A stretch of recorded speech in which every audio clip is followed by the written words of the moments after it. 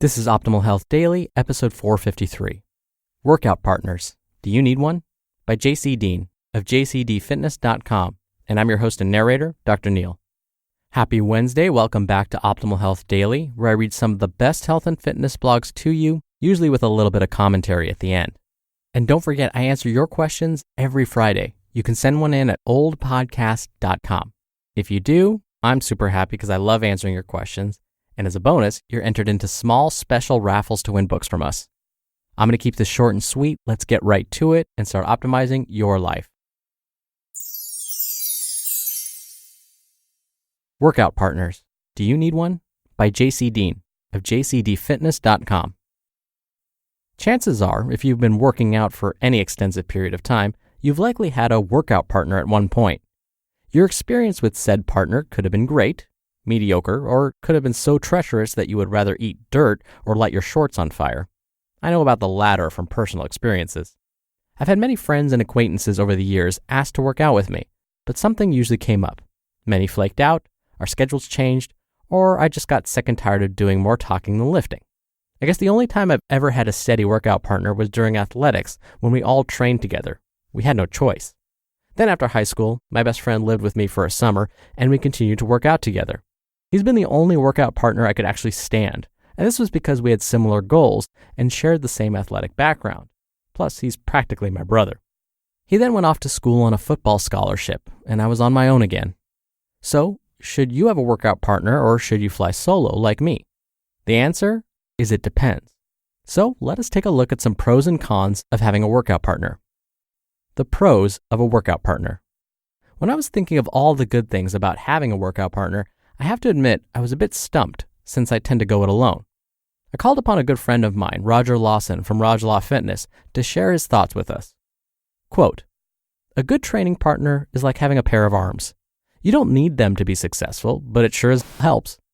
There are numerous benefits to having a partner, from having great bench lift-offs, spots, and a general kick in the ass when the going gets tough. In order to get the most benefit out of having one, it's best to choose carefully, making sure they are either at your level or slightly above it. If you choose a complete newbie as your partner, while it may be helpful for them to gain experience from working with you, you might not get that push you need from them in the gym. If you choose someone who is far out of your league, while it gives you something to aim for, you also run the risk of becoming discouraged by the fact that you're always catching up to them." End quote. All right already, so there are some positives to physical interaction and working out with others. I kid. I must admit that when my and Steve's, my best friend I mentioned earlier, schedules are similar, I absolutely love training with him. He's bigger and stronger than I, and he absolutely kicks my butt. When I don't feel like I can improve my squats, he adds another 20 pounds, pushes me to my limit, and then past it. I will pick a weight I normally do for 10 reps, and by the time the set is over, I've completed 20 plus reps, only to find myself lying on the ground in the fetal position, grasping for the wastebasket. This type of intensity is responsible for the quads I've managed to acquire. I would say the main advantage of having a steady, focused training partner is the ability to push each other on a consistent basis. You can also afford to go a little further in terms of intensity more often due to the fact that you know each other's limits and can always provide a spot or extra nudge when needed. The cons of a workout partner. While there are many pros to working out with someone on a regular basis, there is always a grim experience for every positive one. Now, I'm not aiming to be the unruly pessimist here, but I feel I must share my personal experience. Out of all the guys I've routinely trained with, only one or two were ever a good fit. Other than training with my best friend, I've pretty much flown solo. I get irritated and distracted too easily, so I like to work out alone.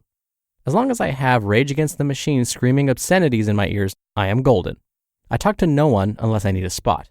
I avoid eye contact and casual conversation altogether.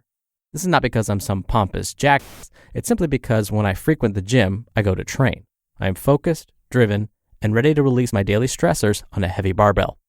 For this section, I asked Ryan Zielonka for his thoughts on the matter.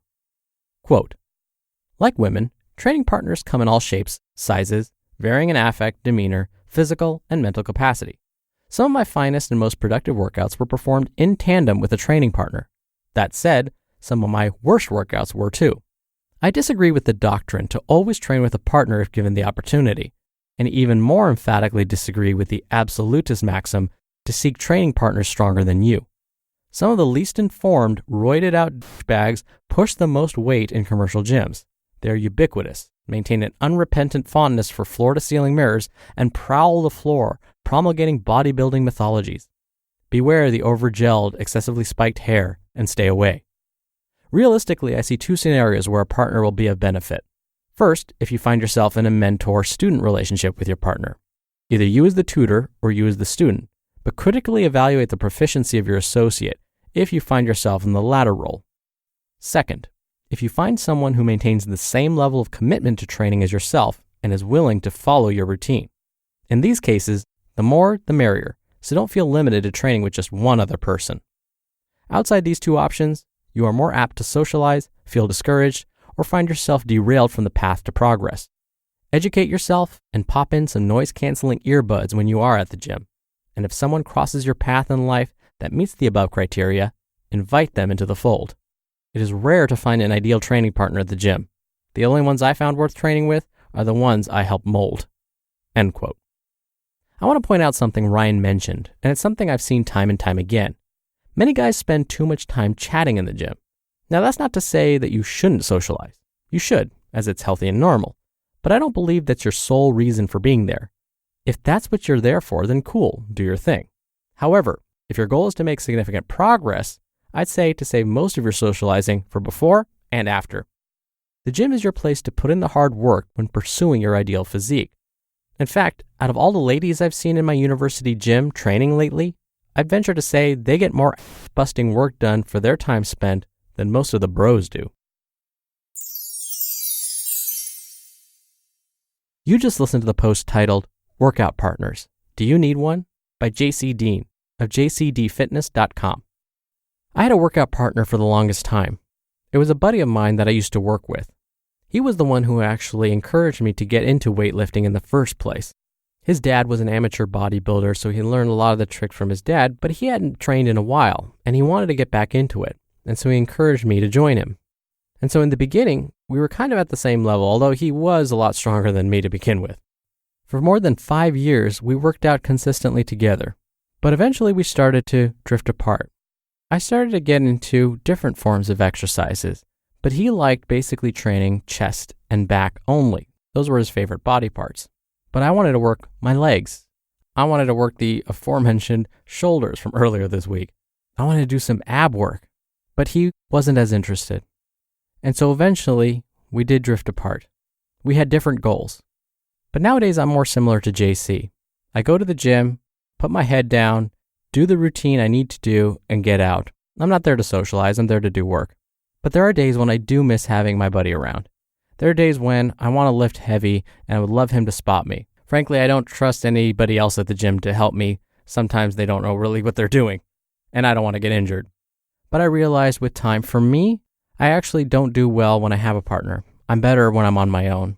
But that's not necessarily true for you. Some folks like having an accountability partner, so by having a workout buddy, it keeps them accountable. It keeps them going back to the gym every week. And so, like I always say, find what works for you. Maybe it's a combination of the two. Maybe you have a workout buddy a couple of days of the week, and on the other days, you're working out alone. Now, like I mentioned at the top of the show, I answer your questions right here on the podcast every Friday in special Q&A episodes. You can ask me anything related to diet and nutrition, stress management, exercise, and more. Just call and leave a message with your question. The phone number is 61 I love OHD. Or you can also send in an audio question through our site, oldpodcast.com. That's better if you want to do multiple takes and hear yourself before sending it in.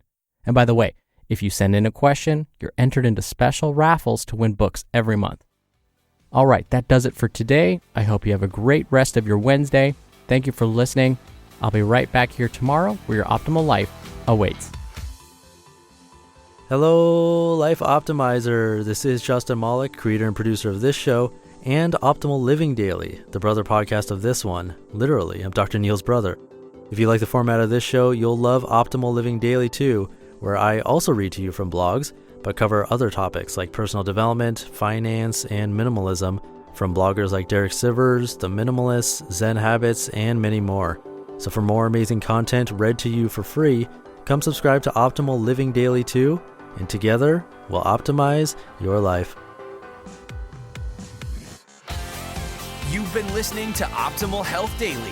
Be sure to hit the subscribe button to stay up to date on each new episode, and head to oldpodcast.com.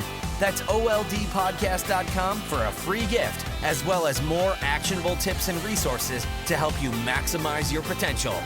Thanks for joining us, and remember, your optimal life awaits.